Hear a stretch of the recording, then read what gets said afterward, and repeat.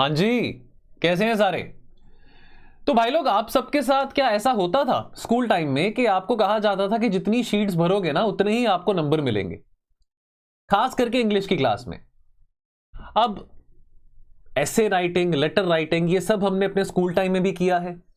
मुझको तो ये कहा जाता था कि जितनी ज्यादा शीट्स भरोगे उतने ही आपको नंबर मिलेंगे। यही सेम फॉर्मूला आगे जाके हम अपने कॉलेज टाइम में भी अपनाते रहे, बीटेक में। और खैर, ज्यादा शीट भरने से पास हो जाते थे, ठीक ठाक नंबर भी आ जाते थे। लेकिन ये स्ट्रैटेजी शीट भरने की, क्या ये स्ट्रैटेजी हमको काम आएगी यदि हम कॉम्पिटिटिव एग्जाम दे रहे हैं? जैसे हम बात करें स्टेट सिविल सर्विसेज की, यूपीपीसीएस की बात करें। देखिए, एसे राइटिंग एक बहुत इंपॉर्टेंट कंपोनेंट होता है। चाहे वो यूपीपीसीएस हो, चाहे वो हरियाणा एचसीएस हो, चाहे वो पंजाब पीसीएस हो, चाहे वो यूपीएससी हो, हर लेवल पे किसी भी कॉम्पिटिटिव एग्जाम में एसे का एलिमेंट तो हमको देखने को मिलता ही है। सवाल यह है कि एसे में जो आपने कंटेंट लिखना है, क्या आप कुछ भी लिखते रहेंगे? क्या आप कुछ भी गप्पे मारते रहेंगे ताकि आपको कुछ नंबर मिल जाए? अब एवरेज नंबर तो हर किसी को मिल जाते हैं। एवरेज नंबर नहीं लेने ना, रैंक लेना है। चाहे वो स्टेट पीसीएस में हो, चाहे वो यूपीएससी में हो। यदि आपने आईएएस बनना है, आईपीएस बनना है, एसडीएम बनना है, तहसीलदार बनना है, डीवाईएसपी बनना है और अन्य प्रकार के सरकारी कर्मचारी अगर आपने बनना है, तो आप ये चाहेंगे कि कंपटीशन में आपके नंबर ज्यादा से ज्यादा रहे। तो सवाल ये आता है कि एक अच्छा निबंध कैसा लिखा जाए, एक अच्छा ऐसे कैसे लिखा जाए? क्या वो स्कूल की हम स्ट्रैटेजी फॉलो करें जो हमको टीचर्स बताते थे कि रट्टा मार लो, ये आपको जो मैं पढ़ा रहा हूं ये रट्टा मार लो, यही आपको आने वाला है और शीट भर दो, आपके नंबर ज्यादा हो जाएंगे? क्या वही रणनीति ठीक रहेगी? नहीं, रणनीति वो ठीक नहीं रहेगी। एवरेज मार्क्स हर किसी के आएंगे, लेकिन हमने एवरेज से आगे बढ़ना है क्योंकि हमने रैंक लेके आना है। और इसीलिए दोस्तों, ये वीडियो को बनाने का मकसद ये था कि आपके साथ मैं शेयर कर सकूं कि पहली बार हुआ है स्लीपी क्लासेस के प्लेटफॉर्म पे कि हम ऐसे राइटिंग का कोर्स लेके आए हैं उन बच्चों के लिए जो यूपीपीसीएस की तैयारी कर रहे हैं। देखिए, मैं पहले आपको सिलेबस के बारे में बता दूं, थोड़ा निबंध का सिलेबस क्या है यूपीपीसीएस में। ऐसे का पेपर 3 सेक्शंस में डिवाइड किया जाता है, 3 भागों में डिवाइड किया जाएगा, section A, section B, section C. एक ऐसे आपको सेक्शन ए से चुनना है, एक ऐसे आपको सेक्शन बी से चुनना है और एक निबंध आपको सेक्शन सी से चुनना है। ठीक, सेक्शन ए में आपको 3 तरह की थीम्स दी गई हैं। मैं ये सिलेबस आपके सामने पढ़ रहा हूं जो कि यूपीपीसीएस का सिलेबस है, उनकी वेबसाइट पे दिया गया है। सेक्शन ए में 3 तरह की थीम्स दी गई हैं। एक थीम है लिटरेचर एंड कल्चर, एक थीम है सोशल स्फेयर और एक थीम है पॉलिटिकल स्फेयर। अब इन 3 थीम्स में से एक टॉपिक आपने चुनना है।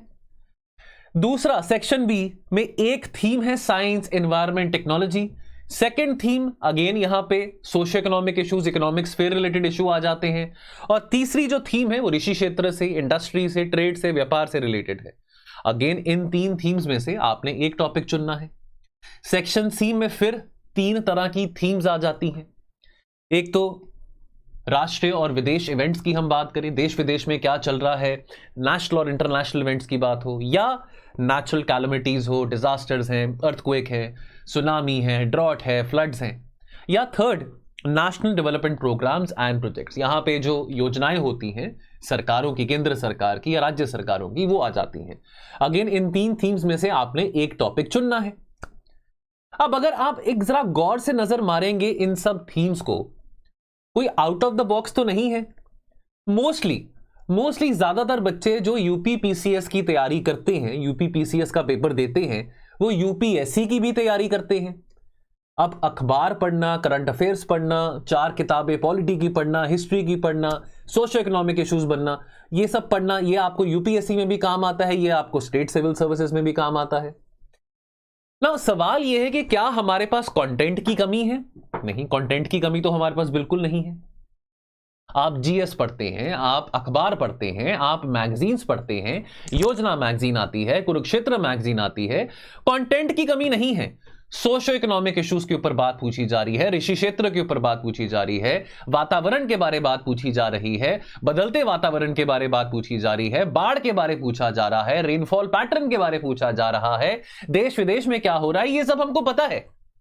लेकिन पता होने के बावजूद बच्चों के पास चैलेंज क्या आता है कि वो कंटेंट अच्छी तरह से स्ट्रक्चर नहीं कर पाते हैं, कंटेंट अच्छी तरह से प्लेस नहीं कर पाते हैं।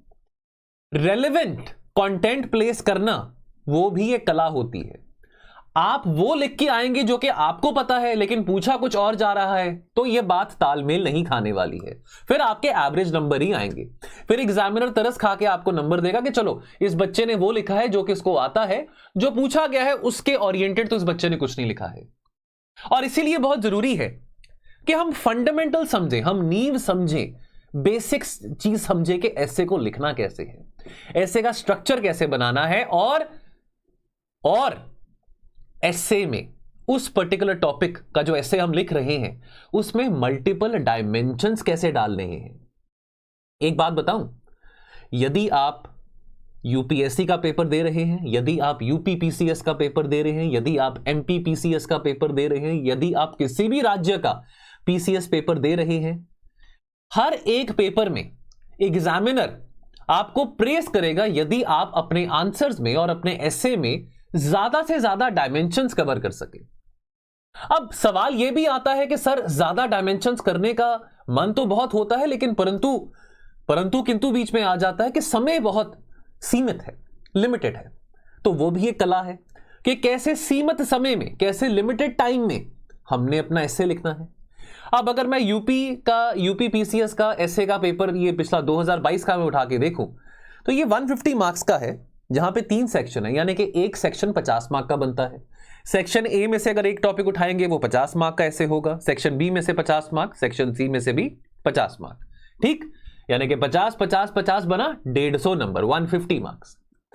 अब यहां पे हम सेक्शन ए पे नजर मारते हैं, क्या क्या ये 2022 का ऐसे का पेपर है, इजीली आपको ऑनलाइन भी मिल जाएगा।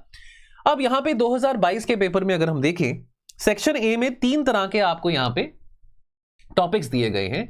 पहला टॉपिक है new standard for the excellent literature, दूसरा टॉपिक है women divided in double personality, तीसरा टॉपिक है role of education in the eradication of unemployment. अब आपने इन तीनों में से एक टॉपिक चुनना है सेक्शन ए में। अब अगर आप इस टॉपिक को देखेंगे, role of education in eradication of unemployment, ये थोड़ा सोशो इकोनॉमिक टॉपिक आ गया, रेलेवेंटली इजी है। अब देखिए आप क्या करना चाहते हैं, आप वो टॉपिक चुनेंगे जहां पे आपका स्ट्रेंथ लाई करता है, आप उस टॉपिक को चुने जहां पे आपका स्ट्रेंथ नहीं है। मान लीजिए कि आपको फॉर एग्जांपल ये टॉपिक है new standard for the excellent literature, अगर आपको लग रहा है कि ये मेरा स्ट्रेंथ नहीं है, इस टॉपिक के ऊपर मैं ज्यादा नहीं लिख पाऊंगा क्योंकि आपको 700 शब्द लिखने हैं निबंध में। यहां पे मेंशन्ड है कि आपने जो भी निबंध लिखना है मिनिमम 700 शब्दों में लिखना है। लेकिन यदि आपके पास नहीं शब्द आ रहे हैं कि आप क्या लिखेंगे, तो जाहिर सी बात है आप उस टॉपिक को चूज करेंगे जो टॉपिक आपको इजी लगता है। अब सवाल यह है कि एजुकेशन का तो डेफिनेटली हम ये बात बचपन से पढ़ते आ रहे हैं, पढ़ाई लिखाई का बहुत इंपॉर्टेंट योगदान रहता है as far as eradication of बेरोजगारी इज कंसर्न। लेकिन इसको लेके क्या आप दुनिया जहान का कुछ भी कंटेंट लिख देंगे, या आप रेलेवेंट कंटेंट लिखेंगे एक स्ट्रक्चर्ड अप्रोच के साथ जो कि आपको एवरेज नहीं बट अच्छे मार्क्स दे सके। लेट्स से कि 50 में से एक एवरेज अगर मैं बात करूं, मैं एग्जांपल के तौर पे कह रहा हूं कि आपको एवरेज मार्क्स इस एसे में हर एक बच्चे को अगर 20 मार्क्स मिल रहे हैं, 20 मार्क्स मिल रहे हैं, 22 मार्क्स मिल रहे हैं, वहां पे अगर आप यहां पे अपना स्कोर, मैं एग्जांपल के तौर पे कह रहा हूं, मैक्सिमाइज करके आप यहां पे 35 लेके आ सकें, तो कुछ ना कुछ आपने डिफरेंट तरीके से इस टॉपिक को अप्रोच किया होगा। ये टॉपिक तो हजारों बच्चे उठाएंगे, role of education in the eradication of unemployment, पर आपने क्या डिफरेंट ऐसा किया इस एसे में जिसके कारण आपके नंबर ज्यादा आए। मैंने एग्जांपल लिया है कि अगर एवरेज 20 है, हो सकता है कि हाईएस्ट ही 20 हो, मैं एग्जांपल ले रहा हूं। तो कुछ ना कुछ तो क्वालिटी रहेगी आपके एसे में जिसके कारण आपको बाकियों से ज्यादा नंबर मिले हैं। कंटेंट मोर और लेस लोगों के पास एक जैसा ही होता है, लेकिन शायद आपने कुछ इंपॉर्टेंट योजनाओं के बारे लिखा है, शायद आपने कुछ इंपॉर्टेंट स्कीम्स के बारे लिखा है, शायद आपने इस एसे में कुछ इंपॉर्टेंट रिपोर्ट्स के बारे लिखा है जहां पे आपको थोड़े ज्यादा नंबर मिल सकते हैं, ज्यादा लेवरेज मिल सकता है। देन सेक्शन बी को देखते हैं। सेक्शन बी में यहां पे topic blind industrialization is a source of environmental pollution, very easy topic. Contribution of agriculture in the Indian economy, बहुत स्ट्रेट फॉरवर्ड टॉपिक है, ज्यादा घुमा फिरा के नहीं पूछा। अभी तक तो हम देखते हैं कि यूपी पीसीएस में फिलोसॉफिकल टॉपिक्स नहीं पूछे जा रहे हैं ज्यादा। Increasing regionalism and national unity, तो चलो, contribution of agriculture in the Indian economy, बहुत इजी टॉपिक लगेगा, सुनने में इजी लगेगा, लेकिन जब लिखने बैठेंगे तो अच्छा क्या लिखें, 700 शब्दों में लिखना है। तो एक स्ट्रक्चर्ड अप्रोच के साथ देखिए, अब 3 घंटे का समय है, आपने ऐसे 3 घंटे में लिखने हैं, यानी कि आपने 3 ऐसे 3 घंटे में लिखने हैं। 50 नंबर का एक ऐसे है, यानी कि आपको 1 घंटा एक ऐसे को देना पड़ेगा। अब ऐसे शुरू करने से पहले आप थोड़ा कुछ रफ वर्क भी करेंगे ना, 5-10 मिनट 15 मिनट लगा के कुछ रफ वर्क भी करेंगे ना। आप उस 10-15 मिनट में क्या करेंगे, अपने ऐसे का स्ट्रक्चर बनाएंगे, अप्रोच बनाएंगे, कुछ कीवर्ड्स वहां पे सोचेंगे। बिकॉज अगर एक बार आपने रफ ढांचा तैयार किया हुआ है तो आप उसको पक्का भी कर पाएंगे। लेकिन आप ऐसे ही बस लिखना शुरू कर देंगे, जो मन में आ रहा लिख रहे हैं, उससे आपके मार्क्स एवरेज हो सकते हैं। और इसलिए बहुत जरूरी है दोस्तों कि हम बहुत सारे डायमेंशंस, एटलीस्ट 700 शब्दों में हम जितने डायमेंशंस हो सके उस टॉपिक से प्रति हम लेके आए। अब देखिए, पहला टॉपिक कहता है blind industrialization is a source of environmental pollution. यह बात बिल्कुल सही है, पर क्या वातावरण से प्रदूषण केवल इंडस्ट्रियलाइजेशन के कारण हुआ है? चलो, हम कहते हैं कि विकसित देशों का बहुत कसूर रहा है कि बहुत वातावरण में प्रदूषण हो रहा है, और जो डेवलपिंग कंट्रीज है उनका इतना कसूर नहीं है। Fine, agreed. लेकिन क्या केवल इंडस्ट्रियलाइजेशन से ही वातावरण का प्रदूषण हुआ है? फैशन इंडस्ट्री है, वो भी बहुत इंपॉर्टेंटली कंट्रीब्यूट करती है एनवायरमेंटल पोल्यूशन में। एग्रीकल्चर बहुत ज्यादा कंट्रीब्यूट करता है एनवायरमेंटल पोल्यूशन में। अब ये डायमेंशन जो है, ये डायमेंशंस आपने लिखने हैं। आपको इंपॉर्टेंट रिपोर्ट्स के बारे में लिखना है, इंपॉर्टेंट पब्लिकेशंस के बारे में लिखना है। बार बार हम न्यूज़पेपर्स में पढ़ते रहते हैं कि कॉस्ट ऑफ क्लाइमेट चेंज बहुत महंगा पड़ने वाला है हमारी इकोनॉमी के लिए। अब कुछ ज्यादा आउट ऑफ द वर्ल्ड कोई रोजी लैंग्वेज या कोई हाई फाई वोकैबुलरी लिखने को मैं नहीं कह रहा हूं, लेकिन वही बात को एक डिफरेंट तरीके से लिखना। क्योंकि अगेन, मारामारी किस चीज की है? मारामारी वही 10-15 नंबर एक्स्ट्रा लेने की है, और वो 10-15 नंबर एक्स्ट्रा लाने से आपका रैंक बढ़ सकता है। अब contribution of agriculture in the Indian economy, इसमें बहुत सारे डायमेंशंस आ जाते हैं। अगेन, एक फेमस मेरा हमेशा से एक तरीका रहा है ऐसे को अप्रोच करने का, पेस्टल फॉर्मेट में, political, economic, scientific, technical, environmental, legal, क्या क्या डायमेंशंस आते हैं। तो किसी भी टॉपिक में अगर हम उसको मल्टी डायमेंशनल बना सके, कि एग्रीकल्चर की तो ठीक है सर, कि एग्रीकल्चर में अभी भी बहुत सारे लोग, हम अगर अपने देखें 1947 से लेके आज तक प्राइमरीली हमारी आबादी जो है, पॉपुलेशन जो है, वो डिपेंडेंट है एग्रीकल्चर के ऊपर। तो डेफिनेटली एग्रीकल्चर बहुत कंट्रीब्यूट करता है इकोनॉमी में, प्राइमरी एक्टिविटी मानी जाती है एग्रीकल्चर। हम कोशिश कर रहे हैं नॉन फार्म जॉब्स क्रिएट करने की, लेकिन फिर भी एग्रीकल्चर सेक्टर बहुत इंपॉर्टेंट एम्प्लॉयर है हमारे जवानों के लिए, हमारे लोगों के लिए, नौजवानों के लिए। ठीक है, अब पैंडेमिक आया था, महामारी आई थी, तो महामारी में जब सब लॉकडाउन में था तो कृषि क्षेत्र तो था जिसने सबसे ज्यादा प्रोडक्टिविटी दिखाई थी। In fact agriculture sector out performed every other sector during the time of the pandemic. लेकिन साथ के साथ कुछ नेगेटिव बातें भी आती हैं, तो केवल हमको बैलेंस तरीके से जब ऐसे लिखना है तो हमको पॉजिटिव्स और नेगेटिव्स मल्टी डायमेंशनल वे में ये चीजों को मद्देनजर रखते जरूर लिखना है। देन सेक्शन सी की बात आती है। सेक्शन सी में देखें, सेक्शन सी में क्या है? Jan Dhan scheme is the character of poors, ये एक टॉपिक है। फाइनेंशियल इंक्लूजन की बात हो रही है। Then for water preservation river coordination is the demand of today, water preservation की बात हो रही है, थीम वाटर प्रिजर्वेशन है, वाटर कंजर्वेशन है।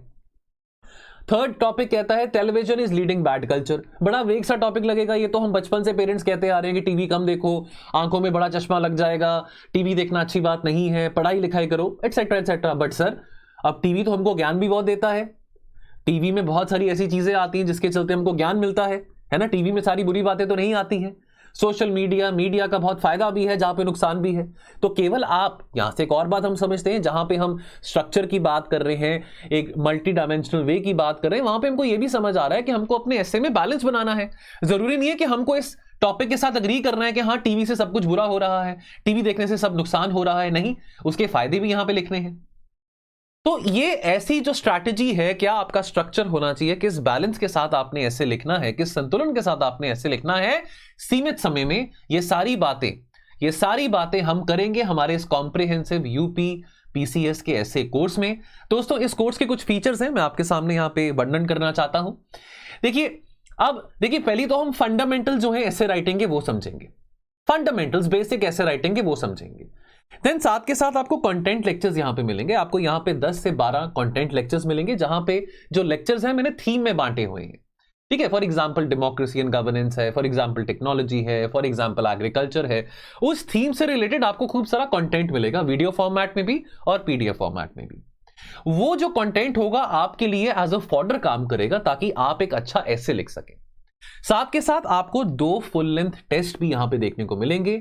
2 फुल लेंथ टेस्ट यानी कि एसे के 2 FLTs होंगे यहां पे, और साथ के साथ आपको मॉडल एसे और साइनॉप्सिस यानी कि अगर हम मॉडल आंसर की बात करें ऑफ द एसे कि कैसे आपको इस एसे को अप्रोच करना चाहिए था, क्या स्ट्रैटेजी आपकी होनी चाहिए थी, आपको ऐसे मॉडल आंसर भी मिलेंगे उस एसे के of these 2 full length test.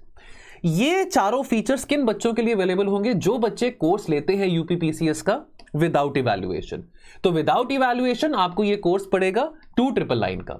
लेकिन जो बच्चे कोर्स लेते हैं विद इवैल्यूएशन, तो विद इवैल्यूएशन का कोर्स जो है वो 3599 का है, 99 का है, 3599। इसमें आपको 2 एक्स्ट्रा फीचर्स मिलेंगे। वो क्या है कि लाइव डाउट रेजोल्यूशन होगा। मेरे साथ आपको मौका मिलेगा लाइव जुड़ने का। आपके जो डाउट्स हैं मैं पर्सनली लाइव जूम के माध्यम से रिजॉल्व करूंगा।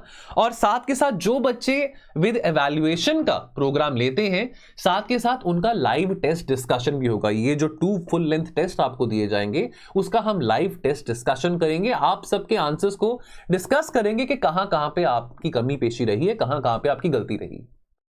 तो ये फीचर्स हैं इस कोर्स के दोस्तों। और अगर आप यूपीपीसीएस क्रैक करने का सपना देख रहे हैं, और देखिए ऐसे 150 मार्क्स का है, इंपॉर्टेंट कंपोनेंट है, तो जुड़ जाइए इस कोर्स के साथ। बहुत मजेदार कोर्स रहने वाला है। इस कोर्स के प्रति और जानकारी लेने के लिए इस वीडियो के बाद ही इस टोल फ्री नंबर पे कॉल करें और इस कोर्स से संबंधित आपको और जानकारी मिलेगी। दोस्तों मैं आपसे विदा लेता हूं, लेकिन विदा लेने से पहले आपको कुछ दिखाना भी चाहता हूं। ये देखिए, फॉर एग्जाम्पल जैसे कि एजुकेशन का टॉपिक है, ये थीम है एजुकेशन की, ठीक है, तो ये ऑलरेडी हमने डिस्कस किया हुआ है। एजुकेशन की बात हो रही है तो खूब सारा यहां पे कंटेंट आपके साथ वीडियो फॉर्मेट में और आपको ऑब्वियसली पीडीएफ फॉर्मेट में भी देखने को मिलेगा। तो एजुकेशन थीम है, ठीक है। देन वुमेन एम्पावरमेंट, ये थीम है वुमेन एम्पावरमेंट। अब यहां पे मैंने क्या किया, हर एक ऐसे की शुरुआत में एक इंडेक्स बनाया है। इंडेक्स जैसे कोई किताब पढ़ते हैं, आप कोई भी किताब पढ़ेंगे, उसका चैप्टर 1, चैप्टर 2, चैप्टर 3 उसका इंडेक्स बना होता है। आपको पता होता है इजीली कि हाँ कैसे आपने उस किताब को अप्रोच करना है, कौन सा चैप्टर आपने उठाना है। तो फॉर एग्जांपल वुमेन एम्पावरमेंट, इसको 13 चैप्टर्स में, इस ऐसे को 13 चैप्टर्स में डिवाइड किया गया है ताकि आपको आसानी रहे, है ना। Then again for example agriculture की बात करें तो एग्रीकल्चर के ऐसे को फॉर एग्जांपल हमने 10 चैप्टर्स में डिवाइड किया गया है। वीडियो फॉर्मेट में है, पीडीएफ भी आपको मिलेगा। बट ये पर्पस क्या है आपको बताने का? पर्पस ये है कि कंटेंट लेक्चर से आपको खूब सारा फॉर्डर मिलेगा for writing a very good ऐसे। देखिए ऐसे तो आपने लिखना है, हमारा काम है आपको समझाना कि अच्छा ऐसे कैसे लिखना है। एग्जाम में तो बैठ के आप अच्छा ऐसे खुद ही लिखेंगे, लेकिन कंटेंट के मामले में आपको कमी ना आए, वो हमारी गारंटी है। तो वो कंटेंट जो है आपको हमारे इन कंटेंट लेक्चर्स में देखने को मिलेगा। चलिए सो दोस्तों मैं आपसे विदा लेता हूं और उम्मीद करता हूं कि आप सब यूपीपीसीएस का ऐसे का कोर्स, खास करके वो बच्चे जो कि यूपीपीसीएस के एस्पिरेंट्स हैं, और अगर आप अच्छा रैंक लेना चाहते हैं तो इस कोर्स में जरूर जुड़ेंगे। तो दोस्तों मिलते हैं बहुत जल्द, आप अपना ध्यान रखें। थैंक यू सो मच, जय हिंद।